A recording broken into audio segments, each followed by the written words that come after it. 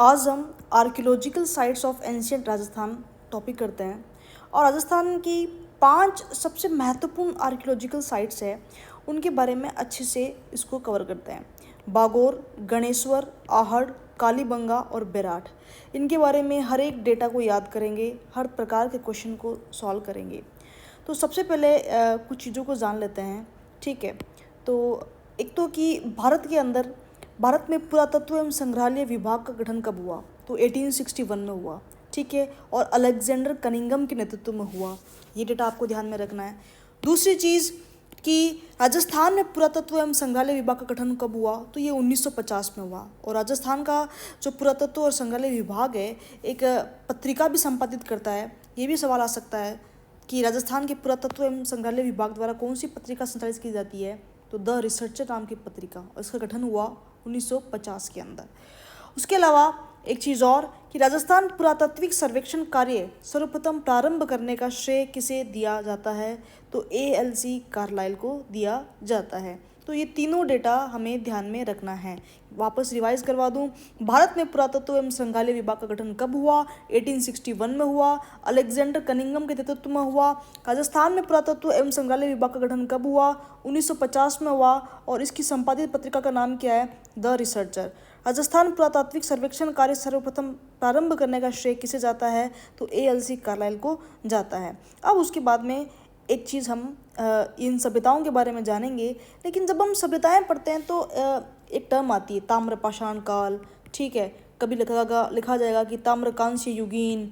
ठीक है, कभी आएगा मध्य पाषाण काल।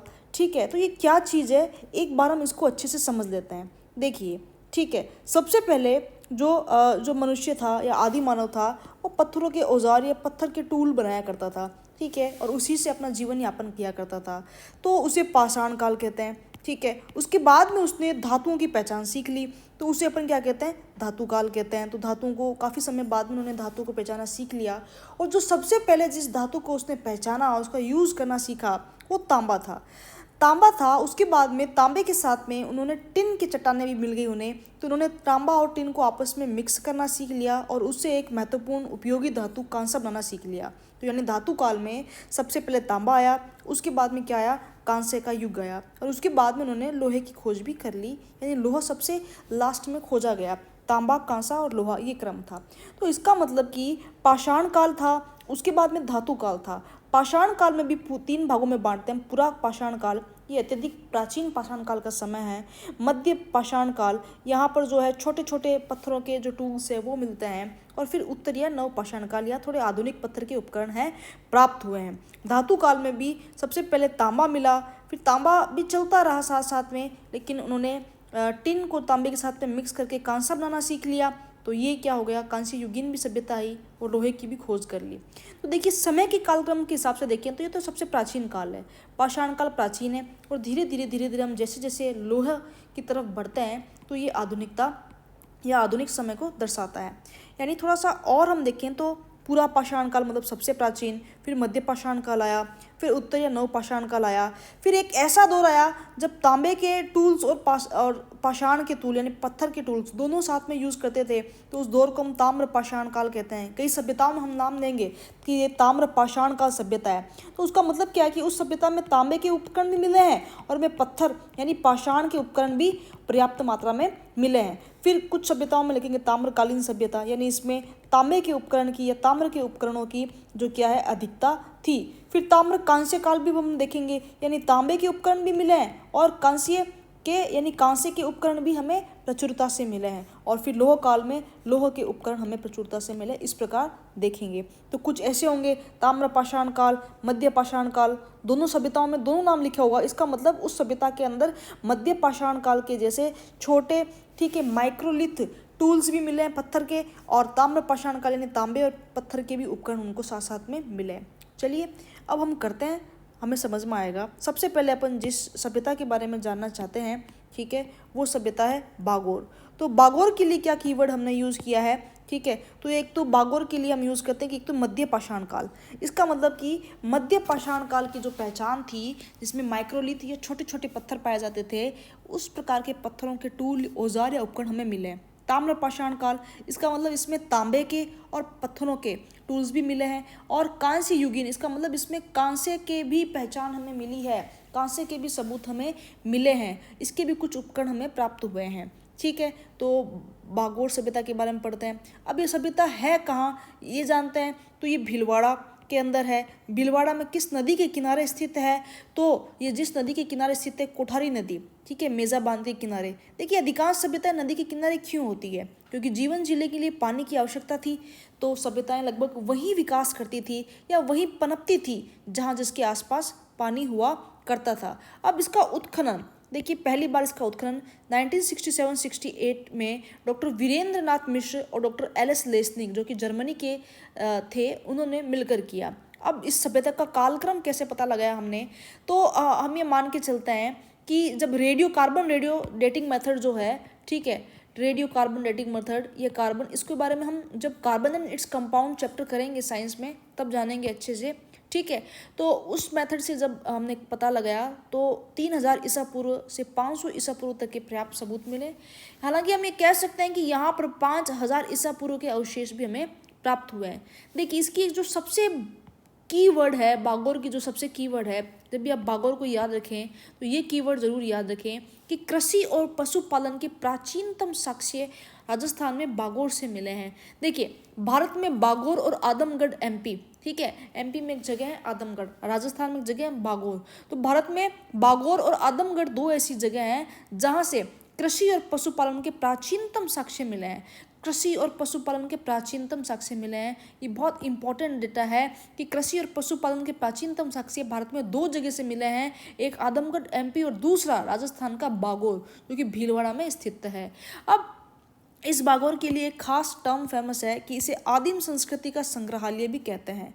इसे आदिम संस्कृति का संग्रहालय क्यों कहते हैं, क्योंकि बागोर भारत का सबसे संपन्न पाषाणीय सभ्यता स्थल है। सबसे संपन्न पाषाणीय सभ्यता स्थल का मतलब क्या हुआ कि यहाँ पर जो पत्थर के जो उपकरण हैं, पत्थर के जो टूल्स है, वो काफ़ी पर्याप्त मात्रा में या संपन्न रूप से, बहुतायत रूप से पाए गए हैं। ठीक है, और इसी वजह से इसे आदिम संस्कृति का संग्रहालय कहा जाता है, क्योंकि पत्थर आदिम संस्कृति है, सबसे प्राचीनतम संस्कृति है, इस कारण इसे आदिम संस्कृति का संग्रहालय भी कहा जाता है। उसके अलावा जब अपन बागोर की बात करते हैं तो यहाँ सर्वाधिक 14 प्रकार की कृषि किए जाने के अवशेष भी प्राप्त हुए हैं। तो बागोर से एक क्वेश्चन आ सकता है, सर्वाधिक 14 प्रकार की खेती किए जाने के अवशेष प्राप्त होते हैं। जब अपन बागोर की खुदाई कर रहे थे तो बागोर सभ्यता को भीलवाड़ा में जहाँ से जिस उत्खनन स्थल से खोदा गया या जिस पुरातत्व स्थल से खोदा गया उसे स्थानीय भाषा में महासतियों का टीला कहते हैं। यानी भीलवाड़ा में, ठीक है, जो कोठारी नदी के किनारे महासतियों के टीले को खोदा गया, तब जाकर वहाँ पर बागोर सभ्यता का हमें जो पता चला। ये जो महासतियाँ क्या चीज़ है, तो मेवाड़ के सिसोदिया वंश का शाही शमशान है आहड़ उदयपुर में। देखिए क्या दिक्कत क्या है, एक कन्फ्यूजन होता है कि महासतियों का टीला क्या है और महासतियाँ क्या है। ठीक है, तो मैं आपको यहाँ क्लियर कर दूं कि महासतियों का टीला क्या है और महासतियाँ क्या है।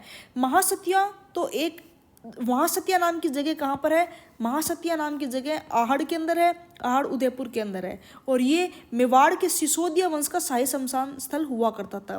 जबकि महासतियों का टीला ये भीलवाड़ा की बागोर में है और जिसके उत्खनन से हमें एक प्राचीन राजस्थान की वैभवशाली सभ्यता प्राप्त हुई है। वापस रिपीट कर दूं, महासतियाँ आहड़ उदयपुर में नामक स्थान है जो मेवाड़ के सिसोदिया वंश का शाही शमशान स्थल हुआ करता था। ठीक है, और महासतियों का जो टीला है, ठीक है, ये भीलवाड़ा की बागोर क्षेत्र से प्राप्त हुआ है, जिसके उत्खनन से हमें एक राजस्थान की प्राचीन और वैभवशाली बागोर सभ्यता प्राप्त होती है। अब इस सभ्यता का जब हम खुदाई करते हैं, ठीक है, तो इस सभ्यता के प्रथम स्तर में मानव के आखेट जीवन का, द्वितीय स्तर में पशुपालन का और तृतीय स्तर में कृषि अवस्था की ओर अग्रसर होने का द्योतक या हमें इसके जो प्रमाण हैं वो मिलते हैं। उसके अलावा देखिए कुछ खास बात है, यहाँ की इस सभ्यता के जो लोग हैं स्वास्तिक चिन्ह का प्रयोग करते थे। ठीक है, वास्तु दोष निवारण के लिए। ठीक है, तो स्वास्तिक चिन्ह का प्रयोग हमें यहाँ बागोर के अंदर मिलता है। अब यहाँ से कौन कौन सी वस्तुएं हमें प्राप्त हुई है हम ये जानेंगे। तो सबसे पहले हम जानेंगे कि पाषाणिक, देखिए अब हमने जब शुरू में इसको पढ़ा था तब दिखा था कि मध्य पाषाण काल के उपकरण हैं, ताम्र पाषाण मतलब पाषाण के उपकरण तो यहाँ प्राप्त हुए हैं। तो हम देखेंगे कि पाषाणिक काल के पत्थर के औजारों का विशाल भंडार हमें प्राप्त हुआ है। ठीक है, हस्त कुठार हैंड एक्स बागोर सभ्यता का एक प्रमुख हथियार था। ये ध्यान रखना, हस्त कुठार बागोर सभ्यता का है जो प्रमुख हथियार था। उसके अलावा पत्थर के हथौड़े मिले हैं, ठीक है, छेद वाले पत्थर मिले हैं, गोल चपटी पत्थर की शिलाएं मिली है, और यहाँ से मकान, यहाँ के मकान भी पत्थरों के बनाए गए हैं, ये भी ध्यान रखना।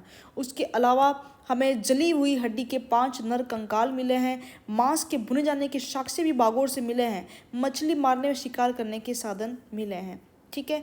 और अगर अपन बागोर के बारे में जब जानना चाहेंगे तो एक मछली मारने व शिकार करने, चमड़ा छीलने, छेद निकालने और औजार, गोफन की गोलियां, तांबे के 5 उपकरण और 10.5 सेंटीमीटर लंबी छेद वाली सुई। तो ये चीज़ ध्यान रखना कि तांबे के 5 उपकरण से भी ज़्यादा इंपॉर्टेंट है कि 10.5 सेंटीमीटर लंबी छेद वाली सुई कौन सी सभ्यता से प्राप्त हुई है। तो ये हमें पता होना चाहिए कि ये बागोर सभ्यता से प्राप्त हुई है। उसके अलावा और बागोर से क्या मिला है, बैल व कुत्ते की मृण मूर्ति भी हमें बागोर से प्राप्त हुई है। देखिए कपड़े का अवशेष, बार बार ये क्वेश्चन आएगा कि राजस्थान में कौन सी सभ्यता में कपड़े के अवशेष मिले हैं या नहीं मिले हैं, तो इसका क्वेश्चन को हमने लास्ट में किया भी है। फिलहाल ये ध्यान रखिए कि बागोर में कपड़े के अवशेष मिले हैं। उसके अलावा हाथ और कान के कांच के बने आभूषण मिले हैं। यहाँ के लोग श्रृंगार प्रिय थे, ठीक है। बर्तन में लोटे, थाली, कटोरे और बोतल मिली है। और बागोर में मध्य काल पाषाणकालीन पुरावशेषों के अलावा लोहा युग के उपकरण भी प्राप्त हुए हैं। इसीलिए तो शुरू में हमने ध्यान रखना, वैसे कांस्य युगीन लिखा है, शुरू में हमने लोहा युगीन लिखा नहीं है, लेकिन कुछ अल्प मात्रा में लोहा युग के उपकरण भी प्राप्त हुए हैं। यद्यपि ऐसा सवाल आज तक बना नहीं है, लेकिन फिर भी ध्यान रखिएगा, ठीक है।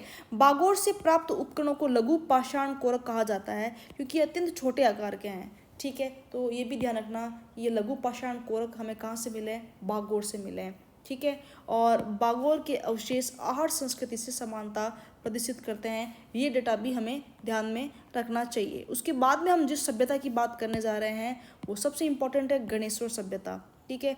ये हड़प्पा से भी पहले की सभ्यता है, इसलिए इसे पूर्व हड़प्पाकालीन सभ्यता कहते हैं। क्योंकि तांबे के तो यहाँ आपको पता ही है बेहद भंडार मिले ही हैं, ठीक है, इसलिए इसे ताम्रयुगीन सभ्यता भी कहते हैं। और ये किस स्थान पर है, नीम का थाना सीकर, ठीक है, कांतली नदी के किनारे, ठीक है। और एग्जैक्टली देखें तो नीम का थाना से 15 किलोमीटर दूर रेवासा गांव में स्थित खंडेला की पहाड़ी में कांतली नदी के मुहाने से प्राप्त होता है, ठीक है।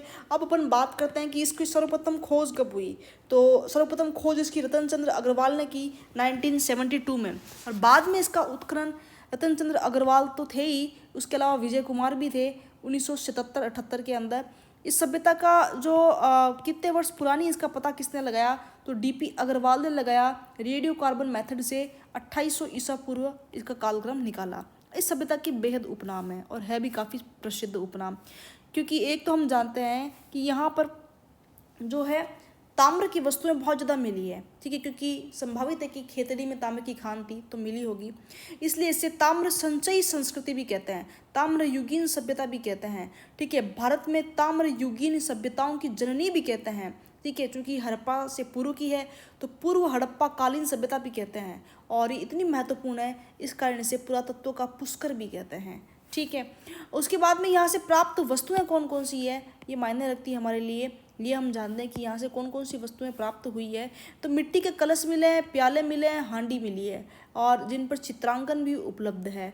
उसके अलावा एक बेहद बेहद इम्पोर्टेंट है कि इस सभ्यता से काले तथा नीले रंग के अलंकृत मृद पात्र, मतलब मिट्टी से बने हुए पात्र मिले हैं, ठीक है, काले तथा नीले रंग से अलंकृत, ठीक है, मिट्टी के पात्र मिले हैं जिन्हें कपिशवर्णी, कृष्णवर्णी, कथी या गेरुक मृद पात्र कहते हैं। तो हमें ये ध्यान में रखना होगा कि कपिशवर्णी, कृष्णवर्णी, कथी या गेरुक मृद पात्र कौन सी सभ्यता से प्राप्त हुए हैं। तो हमें पता होना चाहिए कि गणेश्वर सभ्यता से है जो प्राप्त हुए हैं। उसके अलावा गणेश्वर से प्राप्त रिजुअर्ड शिल्प मध्य भांड गणेश्वर के अलावा सिंधु घाटी के बनवाली हरियाणा से भी मिलता है।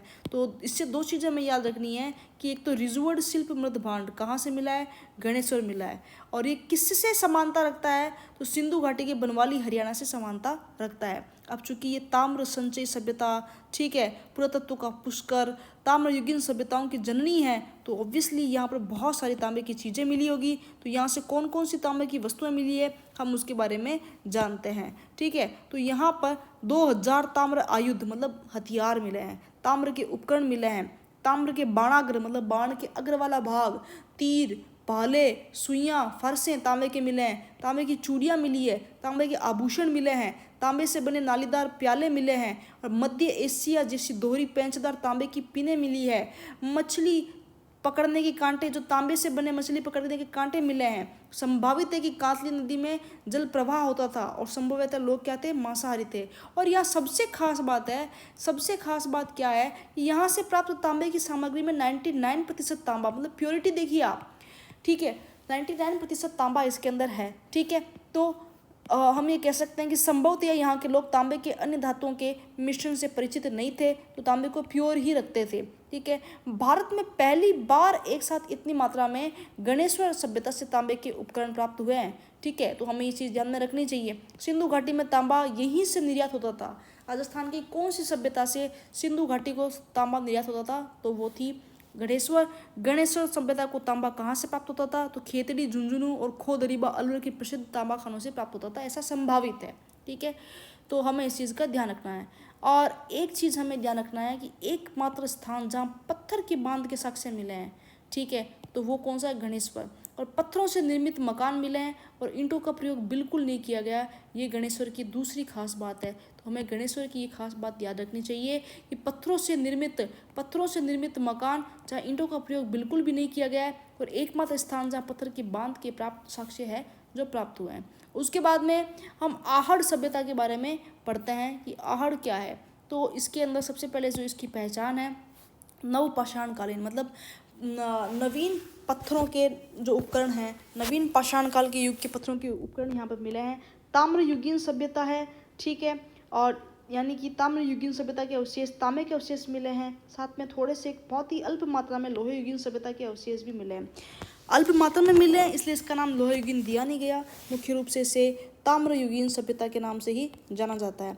अच्छा, आहड़ अपने आप में ग्रामीण सभ्यता है, ये ध्यान रखना है। इसकी लोकेशन कहाँ है हमें ये पता होनी चाहिए, आहड़ कस्बा उदयपुर के अंदर। और यहाँ जो नदी, आयड़ नदी, बेड़च नदी या बनास नदी घाटी, ये आयड़ और बेड़च हम जब राजस्थान के नदियाँ पढ़ेंगे तब पढ़ेंगे, पर हम जान लेते हैं कि उदयपुर में उदय सागर झील के अंदर एक नदी आकर गिरती है, और जब ये आकर गिरती है तब उसका नाम होता है आयड़ नदी, और जब ये वापस निकल कर जाती है यहाँ से एक नदी तो उसका नाम बेड़च नदी होता है, ठीक है। और बनास नदी की सहायक नदी है ये।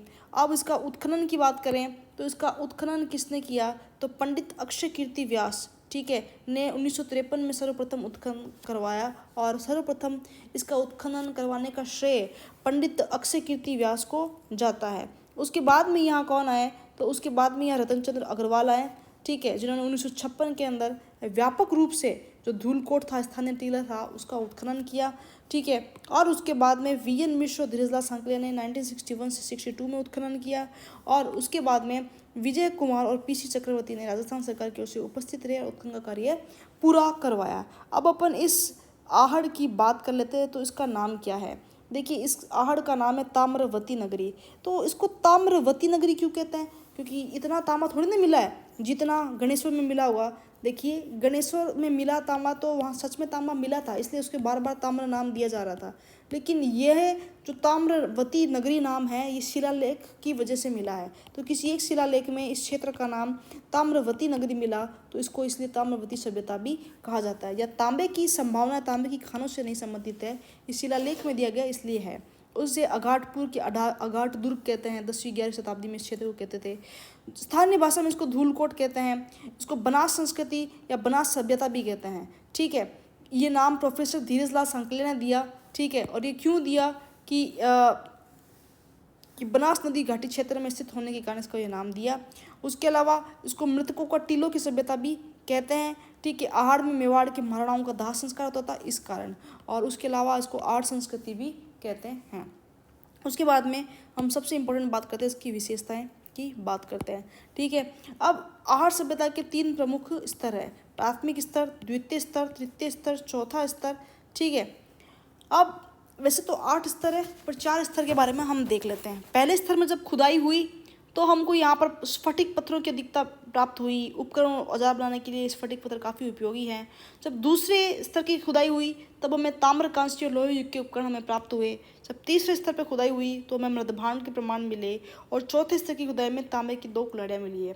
अब वर्तमान तक तो 8 स्तर की खुदाई हो चुकी है, लेकिन इतना ही हमें ध्यान में रखना चाहिए। उसके अलावा यहाँ की क्या विशेषताएं हैं, ठीक है। तो सबसे पहले यहाँ के मकान में आते हैं। यहाँ मकान में कई विशेषताएं थी, ठीक है। तो इसकी यहाँ के मकान, यहाँ के लोगों के मकान में क्या क्या विशेषताएं हैं। सबसे पहले तो ये कच्ची ईंटों से निर्मित है। कच्ची ईंटें मतलब ऐसी ईंटें जो आग में नहीं अभी तो धूप में सुखाई गई है। अधिकांश मकान इनके आयताकार है, ठीक है। और मकान में काले पत्थरों का भी प्रयोग किया गया है, ठीक है। और हमें ये ध्यान में रखना होगा। और मकान के अंदर मकान से पानी निकालने के लिए एक चक्रकूप पद्धति यहाँ विशेषता है। ये चक्रकूप पद्धति क्या है कि देखिए ये इस तरीके से क्या है कि कोई कमरा है या कोई जगह है, ठीक है। और यहाँ पर है जो मिट्टी के घड़े रख दिए जाते थे, ठीक है। तो मान लीजिए ये मिट्टी के घड़े हैं इस तरीके से। अब यहाँ मिट्टी के घड़े क्या करते हैं, अपना आप इस पानी को क्या कर लेते हैं, अपने अंदर एब्जॉर्ब कर लेंगे। इस प्रकार से कुछ मिलती जुलती तकनीक है जिसे चक्रकूप पद्धति कहते हैं। आप ये ध्यान रखिए ये आहड़ के अंदर हमें चक्रकूप पद्धति जो है के जो प्रमाण हैं हमें मिले हैं। उसके अलावा जब अपन बात करते हैं, ठीक है, तो आहड़वासी दीवारों एवं नींवों को मजबूत एवं सौंदर्य युक्त बनाने के लिए मिट्टी में क्वार्ट्ज के टुकड़े एवं चिप्स के सम्मिश्रण का प्रयोग करते थे। ये ग्रामीण सभ्यता थी, लेकिन फिर भी दीवारों को बेहतरीन और सुंदर बनाने के लिए, ठीक है, क्वार्ट्ज के टुकड़े और चिप्स के सम्मिश्रण का प्रयोग करते थे। उसके अलावा अगर अपन बात करते हैं, ठीक है, तो बड़े और चौकोर मकान पत्थरों की नींव डालकर बनाए जाते थे, ठीक है, जबकि उसकी दीवारें मिट्टी या मिट्टी की ईंटों की बनी होती थी। नदी के तट से लाई गई मिट्टी से मकानों को बनाया जाता था। अब कमरे की अगर अपन बात करते हैं तो लंबाई और चौड़ाई क्या होती है, तो बड़े कमरों की लंबाई चौड़ाई 33 बाई 20 फीट तक हमें इसके जो है प्रमाण मिल रहे हैं। इसका मतलब ये नहीं है कि सभी कमरों की लंबाई यही चौड़ाई थी, नहीं। एक आदर्श और आइडियल रूप से हमें इसके इतने एक ऐसा कमरा मिला है जिसको देखा गया 33 × 20 फीट का। अब हम बात करते हैं छतें हैं जो बांसों की ढकी जाती थी। मकान के फर्श को काली मिट्टी के साथ नदी के बालू के साथ मिलाकर इस तरह से बनाया जाता था और मानव कच्ची मिट्टी के ढलवा छत के मकान बनाकर रहता था। इसका मतलब हम कह सकते हैं कि आहड़ का जो परिवेश था वो सामाजिक परिवेश क्या था, ग्रामीण था। इसके अलावा सामूहिक भोजन व्यवस्था के भी प्रमाण हैं। कैसे कि हमें एक मकान में एकाधिक चूल्हे मिले। हालांकि जब पहली बार मैंने ये पढ़ा तो मुझे लगा कि एक मकान में एक से अधिक चूल्हे हैं, मतलब सब लोग अलग अलग खाना बनाते होंगे, ठीक है। तो इसका मतलब तो एकल परिवार की ज़्यादा प्रथा है। लेकिन बहुत सारी किताबों में जब ये चीज़ पढ़ी तो हर जगह यही लिखा है कि एक मकान में एक से अधिक चूल्हे थे, मतलब सभी लोग साथ मिलकर अलग अलग चूल्हे पर खाना पकाते थे, सबके लिए पकाते थे। जिस तरह शादी या समारोह में होता है 5-4 चूल्हे होते हैं और बहुत सारे लोग खाना पकाते हैं, कुछ इस प्रकार की व्यवस्था थी। खैर छोड़िए, एक ही घर से 6 चूल्हे प्राप्त हुए हैं। एक मकान में चूल्हे पर हथेली के निशान प्राप्त हुए हैं। तो कुल मिला के जो पुरातात्विक वैज्ञानिक है वो ये मानते हैं कि यह सामूहिक भोजन व्यवस्था थी, ठीक है। और उसके बाद में अपन बात करते हैं कि मृदभांड की, ठीक है। तो यहाँ मृदभांड कैसे मिले, क्या है, ठीक है, ये बहुत इंपॉर्टेंट है। आप देखिए इसको कि यहाँ लाल, भूरे और काले मिट्टी के बर्तन में प्राप्त हुए हैं, ठीक है। और अनाज रखने के लिए बड़े बड़े मृदभांड हमें प्राप्त हुए हैं। इन्हें स्थानीय भाषा में गोरे और कोठे कहा जाता था। तो ये ध्यान रखने कि गोरे और कोठे कहाँ से प्राप्त हुए, तो हमें पता होना चाहिए ये आहड़ सभ्यता से प्राप्त हुए। और दूसरी बात हमें ये पता होना चाहिए गोरे और कोठे क्या है, तो ये अनाज रखने के बड़े बड़े मृदभांड थे, ठीक है, जो कि आहड़ सभ्यता में प्रचलित थे, ठीक है। उसके अलावा अपन मिट्टी की बात करते हैं, ठीक है। यहाँ से हमें मिट्टी के यानी टेराकोटा पद्धति से बनी हुई वृषभ आकार की मूर्ति प्राप्त हुई है जिसे बनाशियल बुल की संज्ञा दी गई है, ठीक है। तो ये ध्यान रखना बनाशियल बुल हमें यहाँ मिला है, ठीक है। उसके अलावा घड़े, कटोरियाँ, ठीक है, रकाबियाँ, प्याले, मटके, भंडार के कलश, ढक्कन प्राप्त हुए हैं। अधिकांश आभूषण मिट्टी के मनकों से बने होते थे। और तांबे के उपकरण यहाँ पर क्या क्या मिले ये भी देख लेते हैं कि तांबे के उपकरण यहाँ पर क्या क्या मिले। तो यहाँ का प्रमुख उद्योग तांबा गलाना और ताम्र उपकरण बनाना था, ये ध्यान रखना। ताम्रवती नगरी जो थी, ताम्र संचय नगरी थी, तो तांबे के लिए सब कुछ करती थी, वो तो कौन सी थी, गणेश्वर, ठीक है। लेकिन आहड़ एक ऐसी ग्रामीण सभ्यता है जहाँ पर आहड़ एक ऐसी ग्रामीण सभ्यता है जहाँ पर तांबा गलाया और तांबा के उपकरण भी बनाया जाने वाला कार्य है प्रमुखता से किया जाता था। ठीक है, और उसके अलावा यहाँ से हमें ताम्र उपकरण व तांबा गलाने के भट्टियाँ मिलती है जो कि काफ़ी महत्वपूर्ण है। गणेश्वर से हमें कोई भट्टी मिली नहीं है वैसे, ठीक है, लेकिन यहाँ से तो हमें वाकई में भट्टी मिली भी है, तो ये काफ़ी महत्वपूर्ण है। उसके बाद में और यहाँ से क्या क्या मिला है, तो यहाँ से हमें छपाई के ठप्पे, आटा पीसने की चक्की मिली है, चित्रित बर्तन प्राप्त हुए हैं, रंगाई छपाई हुए कपड़े की सिलाई से यहाँ के लोग परिचित थे। उसके अलावा यहाँ के लोग मृतकों को कपड़े व आभूषणों के साथ गाड़ते थे। ठीक है, इसका सर उत्तर से दक्षिण की दिशा में रखा जाता था। तो यानी कि ये संभावित है कि ये पुनर्जन्म में विश्वास रखते थे, या पुनर्जन्म या आत्मा की अमरता में विश्वास रखते थे। ठीक है, आत्मा की अमरता में, ठीक है, इनका क्या था, इन दोनों धारणाओं में इनका विश्वास हुआ करता था, तभी इस प्रकार के रिवाज किया करते थे। उसके बाद में ये ग्रामीण सभ्यता है तो यहाँ पशुपालन भी होगा।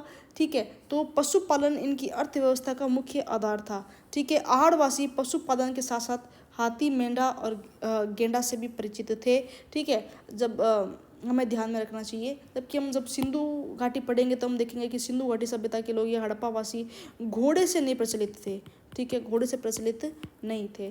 ठीक है, तो ये चीज़ ध्यान रखनी है। उसके अलावा अपन बात करते हैं कि खाद्यान्न फसल कृषि के रूप में ज्वार व चावल के अवशेष आहड़वासी को प्राप्त हुए। ज्वार व चावल याद रखना। और डॉक्टर गोपीनाथ शर्मा ने अपनी पुस्तक में लिखा है कि आहड़वासी कृषि से परिचित थे, तो याद रखना कि ज्वार और चावल के जो अवशेष है ये खाद्यान्न फसल के रूप में कहाँ मिले, तो आपको पता होना चाहिए ये आहड़ थे।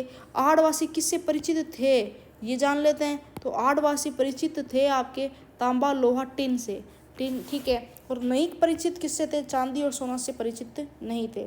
आहड़वासियों के विदेशियों के साथ भी संबंध थे, इसके भी हमें कई जगह जो प्रमाण मिले हैं। ठीक है, और कैसे मिले देखेंगे, ये दिखाता है कि उस युग में भी राजस्थान का व्यापार विदेशों से होता था। ये कि कौन से देश के साथ संबंध मिले, एक तो हमें यूनान के साथ संबंध मिले, ठीक है, एक हमारे ईरान के साथ में संबंध मिले हैं। ठीक है, यूनान के साथ में कैसे संबंध मिले हैं आहड़वासियों के, तो देखिए यहाँ 3 BC से 1 BC की यूनानी तांबे की 6 मुद्राएं और 3 मोहरें प्राप्त हुई है। मतलब इतने पुराने समय की यूनानी तांबे की 6 मुद्राएं और 3 मोहरें हमें यहाँ पर प्राप्त हुई है आहड़ में। ठीक है, और इन मोहरों पर जो अंकित है उनका अर्थ अभी तक स्पष्ट नहीं है। प्रथम मोहर पर विभितव विष लिखा है, दूसरी मोहर पर पलितसा लिखा है, और तीसरी मोहर पर तातिया तोमसन लिखा है। ठीक है, और यहाँ पर एक मुद्रा मिली है, और एक मुद्रा, एक और त्रिशूल तथा दूसरी ओर अपोलो, एक और त्रिशूल और दूसरी ओर अपोलो देवता अंकित है, जो तीर तर्कस से युक्त है, हाथ में तीर है, पीछे तर्कस है। ठीक है, और इस पर एक यूनानी भाषा में लेख लिखा गया है किनारों किनारों पर, जो कि हमें समझ में नहीं आया अभी तक। यहाँ पर एक इस तरह का लेख लिखा गया है।